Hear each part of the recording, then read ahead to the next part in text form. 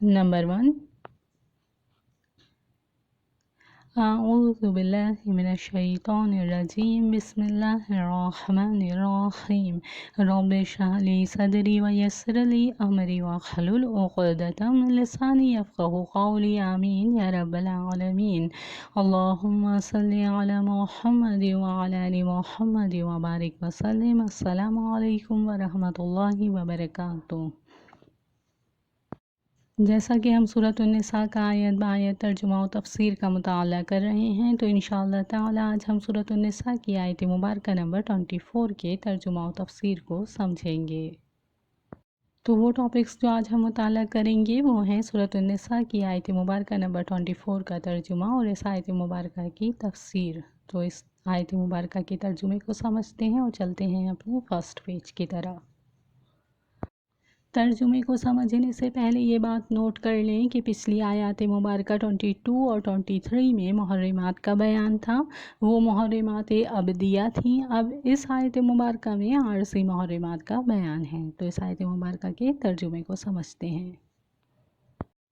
اعوذ باللہ من الشیطان الرجیم، بسم اللہ الرحمن الرحیم، والمحصنات من النساء، اور وہ عورتیں بھی تم پر حرام ہیں جو کسی اور کے نکاح میں ہوں۔ چونکہ وہ کسی اور کے نکاح میں ہیں اس لیے آپ پر حرام ہیں، البتہ ایک عورت کو اگر اس کا شوہر طلاق دے دے تو آپ اس سے نکاح کر سکتے ہیں، چنانچہ یہ حرمت ابدی نوعیت کی نہیں ہے۔ محصنات ان عورتوں کو کہا جاتا ہے جو کسی کے قید نکاح میں ہوں۔ حصن قلعے کو کہتے ہیں، اور احسان کے معنی کسی شے کو اپنی حفاظت میں لینے کے بھی ہیں اور کسی کی حفاظت میں ہونے کے بھی ہیں۔ چنانچہ محصنات وہ عورتیں ہیں جو ایک خاندان کے قلعے کے اندر محفوظ ہوں اور شوہر والیاں ہوں۔ آگے ارشاد ہے، الا ما ملکت ایمانکم، سوائے اس کے کہ جو تمہاری ملک یمین بن جائیں، یعنی جنگ کے نتیجے میں تمہارے ہاں کنیزیں بن کر آ جائیں۔ یہ عورتیں اگرچہ مشرکوں کی بیویاں ہیں لیکن وہ کنیزوں کی حیثیت سے آپ کے لیے جائز ہوں گی۔ آگے ارشاد ہے، کتاب اللہ علیکم، یہ تم پر اللہ تعالیٰ کا لکھا ہوا فریضہ ہے، یہ اللہ تعالیٰ کا قانون ہے جس کی پابندی تم پر لازم کر دی گئی ہے۔ آگے ارشاد ہے، وَأُحِلَّ لَكُم مَّا وَرَاءَ ذَلِكُم، ان کے سوا جو عورتیں ہیں وہ تمہارے لیے حلال ہیں۔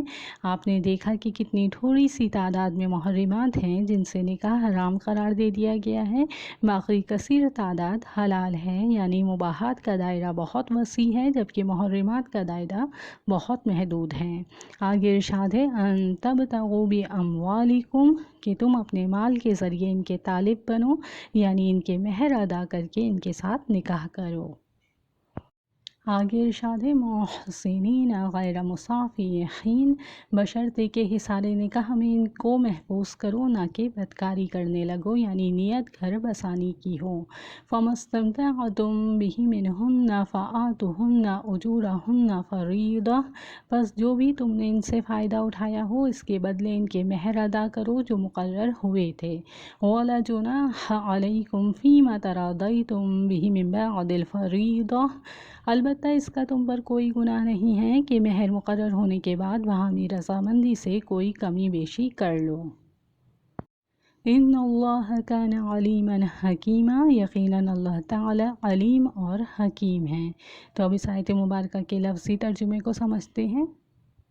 سب سے پہلا لفظ والمحصنات، اور حرام ہے شادی شدہ، من النساء، عورتیں، الا مگر، ماں جن کے ملکت مالک ہوں، ایمانکم تمہارے دائیں ہاتھ، کتاب اللہ یہ لکھ دیا ہے اللہ تعالیٰ نے، علیکم تم پر، وَأُحِلَّ اور حلال کر دی گئی ہیں، لکم تمہارے لیے، ماں جو، وراء علاوہ ہیں، ذالکم ان مذکورہ کے، ان تبتغوا بشرطے کہ تم تلاش کرو، بِأَمْوَالِكُمْ اپنے مالوں کے بدلے، محسنین اس حال میں کہ نکاح میں لانے والے ہو، غیر مسافحین نہ کہ بدکاری کرنے والے۔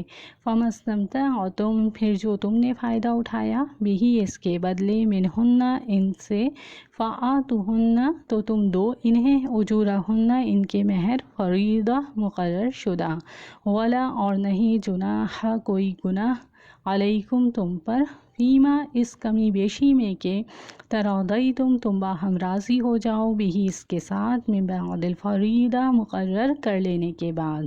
ان اللہ بلا شبہ اللہ تعالیٰ کانا ہے علیماً خوب جاننے والا، حکیماً بڑا حکمت والا۔ اب اس آیت مبارکہ کے ترجمے کو ایک سیکوینس سے دیکھ لیتے ہیں۔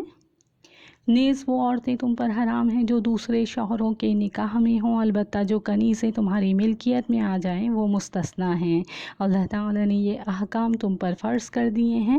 ان عورتوں کو چھوڑ کر تمام عورتوں کے بارے میں یہ حلال کر دیا گیا ہے کہ تم اپنا مال بطور مہر خرچ کر کے انہیں اپنے نکاح میں لانا چاہو، بشرطے کہ تم ان سے باقاعدہ نکاح کا رشتہ قائم کر کے عفت حاصل کرو، بدکاری کرنا مقصود نہ ہو۔ چنانچہ جن عورتوں سے نکاح کر کے تم نے فائدہ اٹھایا ہو، ان کو ان کا وہ مہر ادا کرو جو مقرر کیا گیا ہو، البتہ مہر مقرر کرنے کے بعد بھی جس کمی بیشی پر تم آپس میں راضی ہو جاؤ، اس میں تم پر کوئی گناہ نہیں۔ یقین رکھو کہ اللہ تعالیٰ ہر بات کا علم بھی رکھتا ہے، حکمت کا بھی مالک ہے۔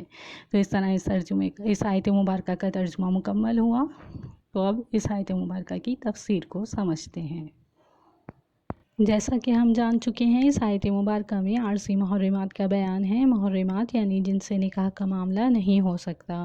تو آیت مبارکہ میں ارشاد ہوا وَالْمُحْصَنَاتُ مِنَ النِّسَاءِ، اور وہ عورتیں بھی تم پر حرام ہیں جو کسی اور کے نکاح میں ہوں، یعنی شادی شدہ عورتیں بھی حرام کی گئیں۔ جب تک کوئی عورت کسی شخص کے نکاح میں ہو، دوسرا شخص اس سے نکاح نہیں کر سکتا۔ نوٹ کرنے کے یہاں اس آیت مبارکہ میں لفظ محسنات آیا ہے جو لفظ احسان سے نکلا ہے۔ قرآن کریم میں احسان 4 معنوں میں استعمال ہوا ہے۔ نمبر 1 شادی شدہ ہونا، نمبر 2 آزادی، نمبر 3 پاک دامنی اور نمبر 4 اسلام۔ اس اعتبار سے محسناتن کے 4 مطلب ہیں۔ نمبر 1 منکوحہ عورتیں، نمبر 2 آزاد عورتیں، نمبر 3 پاک دامن عورتیں، نمبر 4 مسلمان عورتیں۔ تو یہاں اس آیت مبارکہ میں محسنات سے مراد پہلے معنی ہیں، یعنی منکوحہ عورتیں مراد ہیں۔ آگے ارشاد ہے الا ما ملکت ایمانکم، البتہ جو کنیزیں تمہاری ملکیت میں آ جائیں وہ مستثنیٰ ہیں، یعنی جو کنیزیں جہاد کے دوران گرفتار کر کے دارالاسلام لائی جاتی تھیں اور ان کے شوہر دارالحرم میں رہ جاتے تھے، ان کا نکاح ان شوہروں سے ختم ہو جاتا تھا، مگر یہ حکم انہی باندیوں کا ہے جو شرعی طور پر باندی بنائی گئی ہو۔ آج کل ایسی کنیزوں یا باندیوں کا کہیں وجود نہیں ہے۔ آگے ارشاد ہے کتاب اللہ علیکم، یہ تم پر اللہ تعالیٰ کا لکھا ہوا فریضہ ہے۔ اللہ تعالیٰ نے یہ احکام تم پر فرض کر دیے ہیں، یعنی جن محرمات کا ذکر ہوا اس آیت مبارکہ میں بھی اور اس سے پہلے والی آیات مبارکہ میں بھی، یعنی آیت مبارکہ نمبر 22 میں اور 23 میں بھی، ان محرمات کی حرمت اللہ تعالیٰ کی طرف سے طے شدہ ہے۔ آگے ارشاد ہوا وَأُحِلَّ لَكُم مَّا وَرَاءَ ذَلِكُمْ، ان کے سوا جو عورتیں ہیں وہ تمہارے لیے حلال ہیں، یعنی جو محرمات اب تک مذکور ہوئیں ان کے علاوہ دوسری عورتیں تمہارے لیے حلال ہیں، ان کے علاوہ دیگر عورتوں سے نکاح جائز ہے۔ آگے ارشاد ہوا ان تبتغوا باموالکم محسنین غیر مسافحین، یعنی محرمات کا یہ بیان تمہارے لیے اس لیے کیا گیا ہے کہ تم ان محرمات عورتوں کو چھوڑ کر تمام عورتوں کے بارے میں تمہارے لیے یہ حلال کر دیا گیا ہے کہ تم اپنا مال بطور مہر خرچ کر کے انہیں اپنے نکاح میں لانا چاہو، بشرطے کہ تم ان سے باقاعدہ نکاح کا رشتہ قائم کر کے عفت حاصل کرو، بدکاری کرنا مقصود نہ ہو۔ یعنی مذکورہ محرمات قرآنی اور حدیثی کے علاوہ دیگر عورتوں سے نکاح کرنا جائز ہے، بشرطے کہ 4 چیزیں اس میں ہوں۔ اول یہ کہ طلب کرو، ان تبتغوا یعنی دونوں طرف سے ایجاب و قبول ہو۔ دوسری یہ کہ مال یعنی مہر ادا کرنا قبول کرو۔ تیسری یہ کہ ان عورتوں سے شادی کرنا مقصود ہو، بدکاری کرنا غرض نہ ہو۔ مقصد یہ ہے کہ نکاح ایک دیرپا تعلق کا نام ہے جس کا مقصد صرف خواہش پوری کرنا نہیں ہے بلکہ ایک مضبوط خاندانی نظام کا قیام ہے جس میں مرد اور عورت ایک دوسرے کے حقوق اور ذمہ داریوں کے پابند ہوتے ہیں، اور اور اس رشتے کو عفت و عصمت کے تحفظ اور بقائے نسل انسانی کا ذریعہ بناتے ہیں۔ چوتھی یہ کہ چھپی یاری دوستی نہ ہو بلکہ گواہوں کی موجودگی میں یہ نکاح ہو۔ یہ چاروں شرطیں اس آیت مبارکہ سے مستفاد ہیں۔ آگے ارشاد ہوا فَمَسْتَمْتَعْتُم بِہِ مِنْهُنَّ فَآتُوهُنَّ أُجُورَهُنَّ فَرِيضَةً، بس جو بھی تم نے ان سے فائدہ اٹھایا ہو تو اس کے بدلے ان کے مہر ادا کرو جو مقرر ہوئے تھے۔ چنانچہ جن عورتوں سے نکاح کر کے تم نے فائدہ اٹھایا ہو ان کو ان کا وہ مہر ادا کرو جو مقرر کیا گیا ہو۔ یعنی منکوحہ عورتوں سے شوہر اگر استفادہ کر لے اور مباشرت ہو جائے تو پورا مہر ادا کرنا لازم ہو جاتا ہے۔ یہاں پر بھی مہر کی ادائیگی کا ذکر ہے اور سورۃ النساء کی آیت مبارکہ نمبر 4 میں بھی اس سے پہلے مہر کی ادائیگی کا ذکر آ چکا ہے، جیسا کہ ارشاد ہوا آیت مبارکہ نمبر 4 میں سورۃ النساء کی وَآتُوا النِّسَاءَ صَدُقَاتِهِنَّ نِحْلَةً، اور عورتوں کو ان کے مہر خوش دلی کے ساتھ دیا کرو۔ آگے آیت مبارکہ میں ارشاد ہوا وَلَا جُنَاحَ عَلَيْكُمْ فِيمَا تَرَاضَيْتُم بِهِ مِن بَعْدِ الْفَرِيضَةِ، البتہ اس کا تم پر کوئی گناہ نہیں کہ مہر مقرر ہونے کے بعد باہمی رضامندی سے کوئی کمی بیشی کر لو۔ یعنی البتہ مہر مقرر کرنے کے بعد بھی جس کمی بیشی پر تم آپس میں راضی ہو جاؤ اس میں تم پر کوئی گناہ نہیں۔ یعنی اگر زوجین بلا کسی جبر و اکراہ کے باہمی رضامندی کے ساتھ مقررہ مہر میں سے کمی یا اس پر زیادہ کریں تو یہ گناہ کی بات نہیں ہے۔ آیت مبارکہ کے آخر میں ارشاد ہوا ان اللہ کان علیما حکیما، یقین رکھو کہ اللہ تعالی ہر بات کا علم بھی رکھتا ہے، حکمت کا بھی مالک ہے۔ تو آیت مبارکہ کے آخر میں جملہ بڑھا کر ایک تو یہ بتایا گیا کہ اللہ تعالیٰ کو سب کچھ خبر ہے، احکام مذکورہ کی اگر کوئی شخص خلاف ورزی کرے تو اگرچہ اس کی خبر کسی انسان کو نہ ہو لیکن اللہ تعالیٰ کو تو سب خبر ہے، اس سے ہر حال میں ڈرتے رہنا چاہیے۔ اور یہ بھی بتلایا کہ جو احکام ارشاد فرمائے ہیں یہ سب کچھ حکمت پر مبنی ہیں۔ حرمت و حلت کے احکام جو ان آیات میں مذکور ہیں ان کی علت کسی کی سمجھ میں آئے یا نہ آئے ان کو ہر حال میں ماننا لازم ہے، کیونکہ اگر ہمیں علت و حکمت معلوم نہیں تو صاحب حکم باری تعالیٰ کو تو معلوم ہے، جو عالم بھی ہے یعنی خوب جاننے والا بھی ہے اور حکیم بھی ہے یعنی بڑا حکمت والا بھی ہے۔